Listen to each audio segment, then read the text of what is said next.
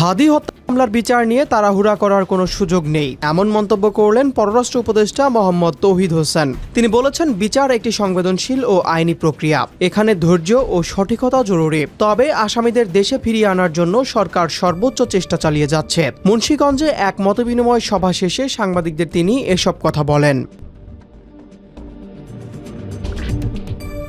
হাদি হত্যা মামলার আসামিদের বর্তমান অবস্থান প্রসঙ্গে উপদেষ্টা জানান, এখনও শতভাগ নিশ্চিত হওয়া যায়নি। তবে জিজ্ঞাসাবাদ থেকে পাওয়া তথ্য অনুযায়ী তারা সম্ভবত সীমান্ত অতিক্রম করেছে। সুনির্দিষ্ট অবস্থান নিশ্চিত করা গেলে ভারতের কাছে আনুষ্ঠানিকভাবে আসামিদের শনাক্ত করে হস্তান্তরের অনুরোধ জানানো হবে। এ বিষয়ে তিনি আরও বলেন, ভারতের সঙ্গে বাংলাদেশের নিয়মিত যোগাযোগ রয়েছে এবং অগ্রগতি কতটা হয় সেটি এখন দেখার বিষয়।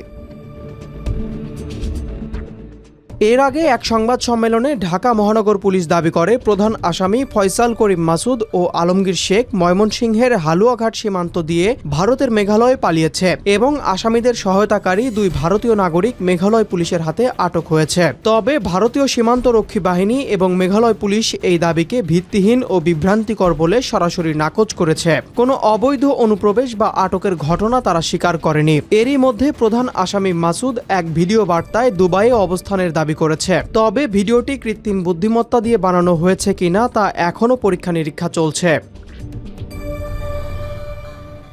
২৮ ডিসেম্বর সচিবালয়ে এক সংবাদ সম্মেলনে স্বরাষ্ট্র উপদেষ্টা ঘোষণা করেন, আগামী 10 দিনের মধ্যে অর্থাৎ 7 জানুয়ারির মধ্যে এই মামলার তদন্ত প্রতিবেদন ও চার্জশিট আদালতে জমা দেওয়া হবে। একই দিনের রাতে শাহবাগে আন্দোলনরত ইনকিলাব মঞ্চের কর্মীদের সঙ্গে দেখা করে তথ্য ও সম্প্রচার উপদেষ্টা সৈয়দা রেজওয়ানা হাসানও চার্জশিট দাখিলের সময়সীমা পুনঃনিশ্চিত করেন।